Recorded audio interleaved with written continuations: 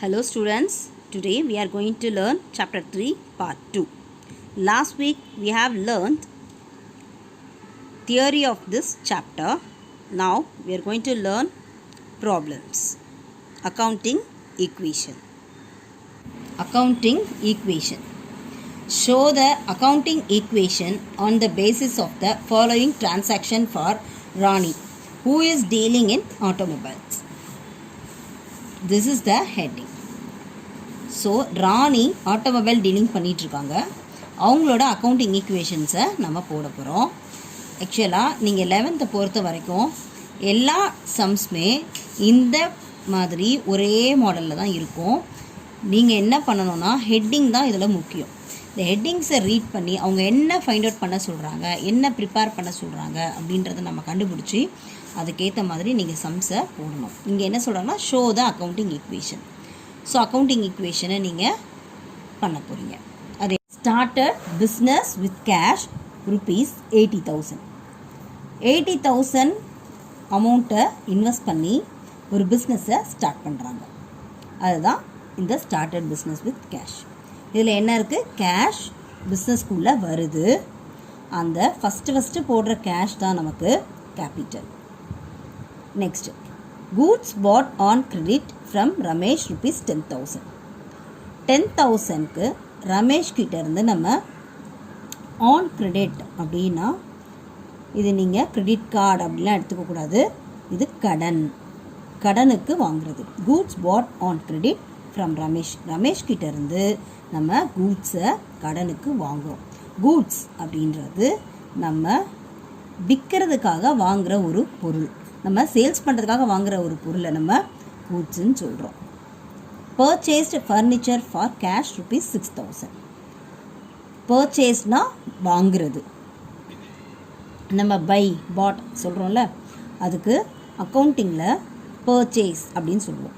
Purchased furniture for cash கொடுத்து ஃபர்னிச்சரை வாங்கியிருக்கோம். Paid creditors for cash. இதில் முக்கியமான வார்த்தை பெய்டு அப்படின்னா நம்ம பே பண்ணியிருக்கோம். ஃபார் கேஷ்னால் கேஷை பே பண்ணியிருக்கோம். இதில் கிரெடிட்டார்ஸ் அப்படின்ற வார்த்தை இருக்குது.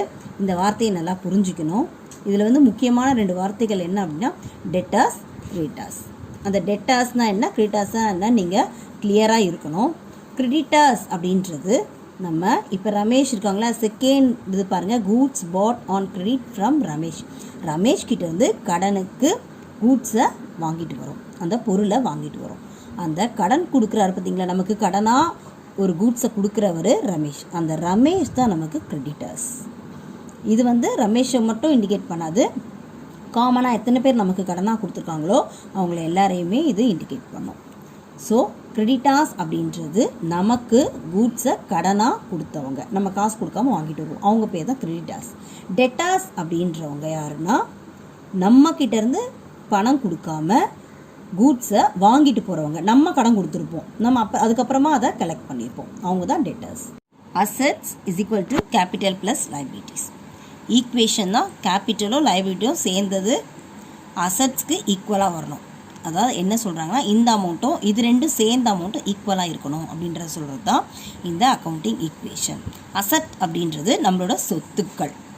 கேபிட்டல் அப்படின்னா நம்ம முதல்ல பிஸ்னஸில் போடுற ஒரு அமௌண்ட். லயபிலிட்டிஸ்னால் நம்ம கடன் கொடுக்க வேண்டிய அமௌண்ட்டுக்கு, நம்ம யாருக்கெல்லாம் பணமாக கொடுக்கணுமோ அவங்க மூலமாக வர்றது தான் அந்த லயபிலிட்டிஸ். அதாவது நம்ம கம்பெனி வெளியே யாருக்கெல்லாம் பணம் கொடுக்கணுமோ அந்த அமௌண்ட்டுக்கு பேர் தான் லயபிலிட்டிஸ். இந்த அக்கௌண்டிங் ஈக்குவேஷனில் நம்ம இப்போ ஒரு டிரான்சாக்ஷனையும் பிரிக்க போகிறோம். 2 வகையில் பிரிக்க போகிறோம். என்னன்றதை நம்ம பார்க்கலாம். இப்போ ஸ்டார்டட் பிஸ்னஸ் வித் கேஷ்னா இங்கே என்ன வார்த்தை இருக்குது, கேஷுன்ற வார்த்தை இருக்குது. ஸோ கேஷ், இந்த ஃபஸ்ட்டு ஸ்டார்ட் பண்ணுற கேஷுக்கு பேர் என்ன, கேபிட்டல். ஸோ கேஷு கேபிட்டல் இந்த சம்மில் இருக்குது. செகண்ட் பாருங்கள், goods bought on credit from Ramesh. இப்போ ரமேஷ் அப்படின்றவர் கிரெடிட்டார்ஸ். நம்ம லைபிலிட்டிஸில் இதை போடுவோம். ஏன்னா நம்ம பணம் கொடுக்க வேண்டிய அமௌண்ட்டு தான் லைபிலிட்டிஸ், நம்ம கொடுக்க வேண்டிய அமௌண்ட்டு தான் லைபிலிட்டிஸ். ஸோ இந்த ரமேஷ் லைபிலிட்டிஸில் போடுவோம். இங்கே என்ன நமக்கு வாங்குகிறோன்னா கூட்ஸ் உள்ளே வருது. ஸோ தேர்ட் ஒன் பாருங்கள், purchased furniture for cash. Purchase என்ன வாங்குகிறோம், கேஷ் கொடுத்து ஃபர்னிச்சரை வாங்குகிறோம். ஸோ ஃபர்னிச்சர் அண்ட் கேஷ் ரெண்டும் எடுத்துக்கிறோம். Paid creditors for cash, cash creditors. So இந்த சம்மை பொறுத்த வரைக்கும் நம்ம என்னெல்லாம் காலம் க்ரியேட் பண்ணோம் அப்படின்னா, கேஷுக்கு ஒரு காலம் க்ரியேட் பண்ணோம், கேபிட்டலுக்கு, கிரெடிட்டார்ஸ்க்கு, ரமேஷன் தனியாக பண்ண மாட்டாங்க. ஸோ கிரெடிட்டார்ஸ்க்கு, கூட்ஸ்க்கு ஒரு காலம், கேஷ்க்கு ஆல்ரெடி இங்கே க்ரியேட் பண்ணதுனால இங்கே பண்ணக்கூடாது.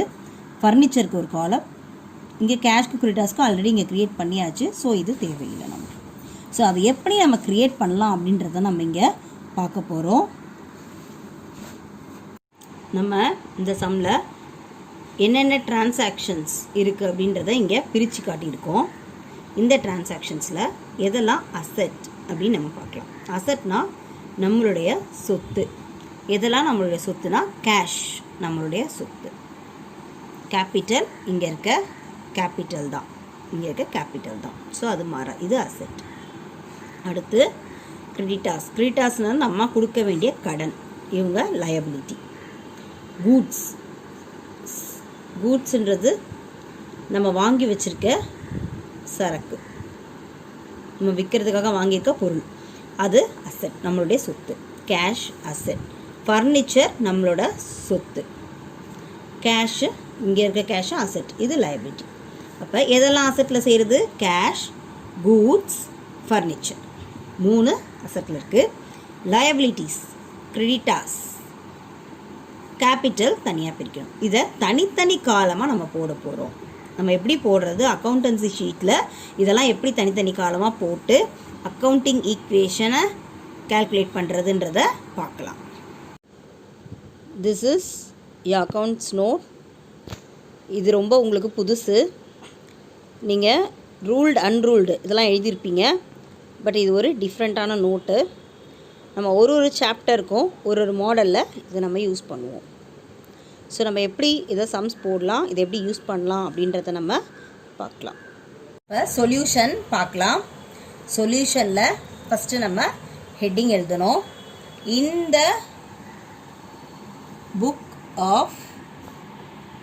Books of Rani accounting equation, இந்த மாதிரி ஹெட்டிங்கை நம்ம எழுதணும். இதை 2 பக்கத்துலேயும் தான் நம்ம யூஸ் பண்ணுவோம். அதாவது இந்த அக்கௌண்டன்சி நோட்டை ஒரு கணக்குக்கு ஏற்ற மாதிரி நம்ம யூஸ் பண்ணுவோம். ஒரு கேல்குலேஷன்ஸும் எப்படி சொல்கிறாங்களோ அந்த மாதிரி யூஸ் பண்ணுவோம். இதில் அக்கௌண்டிங் ஈக்குவேஷனுக்கு ஒரு டைப்பில் யூஸ் பண்ணுவோம், ஜேர்னல் என்ட்ரிக்கு ஒரு டைப்பில் யூஸ் பண்ணுவோம், லெட்ஜருக்கு இந்த மாதிரி டபுள் சைடும் எடுத்துப்போம், ட்ரையல் பேலன்ஸ்க்கு சிங்கிள் சைடு எடுத்துப்போம். அப்படின்ற மாதிரி ஒரு சாப்டருக்கும் ஒரு மாடலில் நம்ம இதை யூஸ் பண்ணுவோம். ஃபஸ்ட்டு அடுத்தது ஸ்டார்ட் பண்ணலாம். இந்த காலமில் டிரான்சாக்ஷன் அப்படின்னா நடவடிக்கைகள், என்னென்ன நடந்திருக்கு பிஸ்னஸில் அப்படின்றத இங்கே எழுதுகிறோம். அடுத்து இந்த காலம் அசெட், அதாவது காலம் வைஸ் நம்ம இதில் போட மாட்டோம், மொத்தமாக போட்டிருக்கேன். எதெல்லாம் அசெட்டுன்றத சப்பை இங்கே எழுதணும். ஃபஸ்ட்டு எதெல்லாம் நம்ம அசெட்டுன்னு பார்த்தோம், கேஷ், கூட்ஸ், ஃபர்னிச்சர், இதெல்லாம் அசெட் அப்படின்ற காலமில் பார்த்தோம். இந்த இடம் பிளாங்காக இருந்தாலும் பரவாயில்ல. இங்கே கேபிட்டல், இங்கே லயபிலிட்டிஸ். அவங்க யார் இருக்காங்கன்னா கிரெடிட்டார்ஸ் இருக்காங்க. அதனால் அந்த சப்டைட்டில் இங்கே எழுதிடலாம். இது மெயின் டைட்டில். அசெட், கேபிட்டல், லயபிலிட்டிஸ்ன்றது மெயின். கேபிட்டலில் எந்த சப்பும் கிடையாது. அசெட்ஸை சப்டைட்டில் என்னென்ன இருக்குது, நம்மளோட அசெட்ஸ் என்ன அப்படின்னா கேஷ், கூட்ஸ், ஃபர்னிச்சர். லயபிலிட்டிஸில் யார் இருக்காங்கன்னா கிரெடிட்டார்ஸ் இருக்காங்க. இப்போ நம்ம சம்ஸை பார்க்கலாம். Started business with cash. நம்ம முதல்ல பணத்தை போட்டு பிஸ்னஸை ஆரம்பிக்கிறோம். அந்த டிரான்சாக்ஷனை ஈக்குவேஷனில் எப்படி எழுதுறதுன்னு பார்க்கலாம். ஃபஸ்ட்டு டிரான்சாக்ஷனை எழுதிடணும். started business with cash. So amount rupees 80,000. So கேஷாக அமௌண்ட்டு உள்ளே வருது, பிஸ்னஸ்க்குள்ளே கேஷாக அமௌண்ட் உள்ளே வரதுனால கேஷில் 80,000 இன்க்ரீஸ் பண்ணுறோம். அந்த கேஷை நம்ம என்னவாக கன்சிடர் பண்ணுறோன்னா கேபிட்டலாக கன்சிடர் பண்ணுறோம். அதனால் இதோட ஸ்ட்ரெயிட் லைன்லேயே போயிட்டு கேபிட்டலில் 80,000 இன்க்ரீஸ் பண்ணி காமிக்கும். அடுத்து இதோட ஈக்குவேஷனை போட்டுடணும். ஒரு டிரான்சாக்ஷனுக்கு அடுத்தோம் அந்த ஈக்குவேஷனை கம்ப்ளீட் பண்ணி நம்ம காமிக்கணும். ஈக்குவேஷன் ஈக்குவலாக காமிக்கணும் ரெண்டு பக்கமும். அசட்ஸ் கேபிட்டல் ப்ளஸ் லைபிலிட்டிஸை ஈக்குவல் பண்ணி நம்ம காமிக்க போகிறோம். இங்கே 80,000 இருக்குது அசட் சைடில், சேம் லைனில் போயிட்டு கேபிட்டல் ப்ளஸ் லைபிலிட்டிஸும் 80,000 தான் அப்படின்றத காமிக்கணும். இஸ் ஈக்குவல் டு இங்கே போட்டுக்கலாம். நெக்ஸ்ட் டிரான்சாக்ஷன் பார்க்கலாம். Goods bought on credit from Ramesh. Ramesh கிட்டேருந்து கடனுக்கு நம்ம கூட்ஸ் வாங்கியிருக்கோம். அப்போ நமக்கு கூட்ஸ் உள்ளே வந்திருக்கு, ஆனால் காசு கொடுக்கல. நம்ம பணம் கொடுத்துருந்தா அந்த கேஷ் வந்து நம்ம மைனஸ் பண்ணி காமிப்போம். ஆனால் பணம் கொடுக்கல, கடனுக்கு வாங்கியிருக்கோம். இப்போ கடனுக்கு வாங்கியிருக்கிறதுனால கிரெடிட்டாஸ் இன்க்ரீஸ் ஆவாங்க. நமக்கு கடன் கொடுத்தவங்க தான் கிரெடிட்டாஸ். ஸோ அங்கேயும் இன்க்ரீஸ் ஆகும், கூட்ஸ்லேயும் அமௌண்ட்டு இன்க்ரீஸ் ஆகும். Second transaction credit purchase. Purchase அப்படின்றது நம்ம விற்கிறதுக்காக ஒரு வாங்குகிற பொருள், அதை தான் நம்ம வந்து கொள்முதல் பண்ணுறதுனா வாங்குறது. கூட்ஸை வாங்கியிருக்கோம் இல்லையா, அதை பர்ச்சேஸ்ன்னு சொல்லுவோம். கிரெடிட்னா கடன் பர்ச்சேஸ் சொல்லுவோம். அது எவ்வளோ பண்ணியிருக்கோன்னா 10,000க்கு பண்ணியிருக்கோம். அப்போ நமக்கு கூட்ஸ் 10,000 மதிப்புள்ள கூட்ஸ் நமக்கு உள்ளே வந்திருக்கு. 10,000 வேல்யூபிள் கூட்ஸ் வந்து நமக்கு உள்ளே வந்திருக்கு. அதனால் கூட்ஸில் நம்ம இன்க்ரீஸ் பண்ணி காமிக்கிறோம்.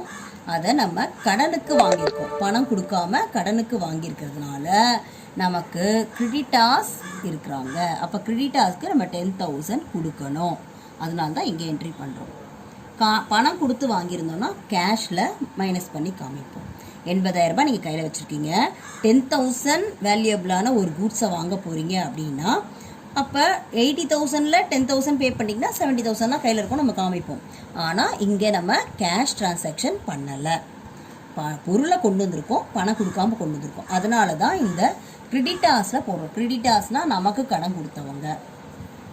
அடுத்து இதை ஒரு டிரான்சாக்ஷன் முடிஞ்ச உடனேயே நம்ம ஈக்குவேஷன் பண்ணி காமிச்சிடணும். ஈக்குவேஷனில் என்னது, இந்த 80,000ல் எந்த சேஞ்சஸும் கிடையாது, 80,000 அப்படியே போட்டுருணும். அடுத்து 10,000 இங்கே இன்க்ரீஸ் ஆகிருக்கு, அதை காமிக்கணும். அதுக்கு ஸ்ட்ரெயிட்டில் இங்கே 80,000ல் எந்த சேஞ்சஸும் இல்லை, இங்கே ஒரு 10,000 இருக்குது. ஸோ 80 + 10 90,000, 80 + 10 90,000 ஈக்குவலாக இருக்கா? ஸோ நெக்ஸ்ட் டிரான்சாக்ஷன் நம்ம பார்க்கலாம். Purchased furniture for cash. காசு கொடுத்து ஃபர்னிச்சர் வாங்கியிருக்கோம். So third transaction purchased furniture for cash.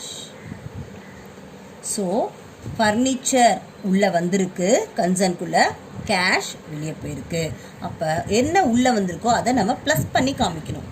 ஃபர்னிச்சரில் எவ்வளோ அமௌண்ட், 6,000 வேல்யூபிள் ஃபர்னிச்சர் நமக்கு இன்க்ரீஸ் ஆகிருக்கு, உள்ளே வந்திருக்கு, கன்சர்னுக்குள்ளே வந்திருக்கு.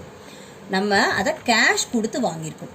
This is a cash transaction. அப்போ கேஷில் நீங்கள் -6,000, 80,000 நம்மக்கிட்ட பணம் இருக்குது டோட்டலாக, அதில் 6,000 நம்ம பே பண்ணி ஃபர்னிச்சரை வாங்கியிருக்கோம்.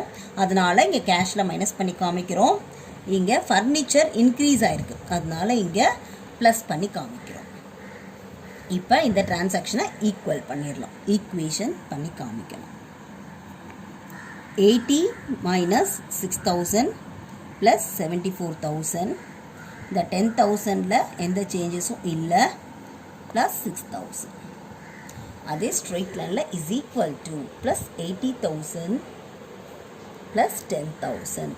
ஸோ 80 + 10,000 90,000, 74,000 + 10,000 + 6,000 90,000 உங்களுக்கு ஈக்குவலாக இருக்குது. ஸோ நெக்ஸ்ட் டிரான்சாக்ஷனை நம்ம பார்க்கலாம்.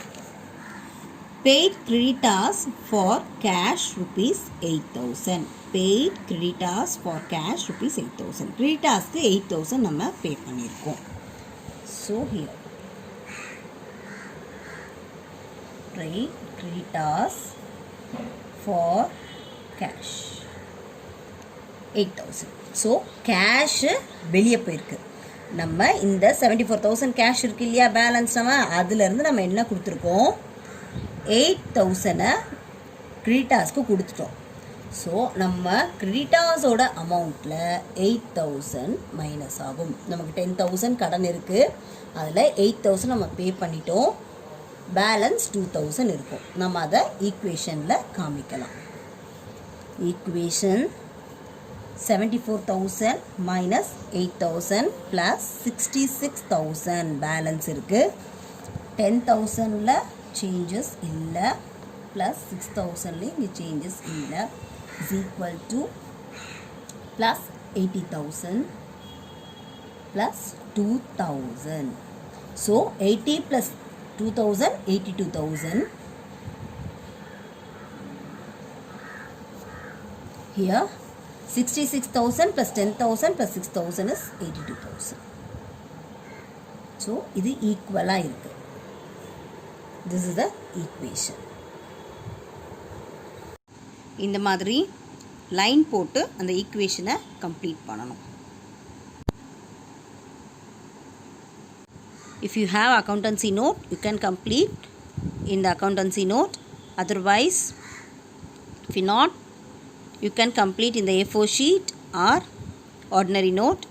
You draw the lines like this and complete the problems. நான் டீச் பண்ண சம்மையே நீங்கள் உங்கள் அசைன்மெண்ட்டாக டீச்சர்ஸ்க்கு சப்மிட் பண்ணலாம். தேங்க்யூ.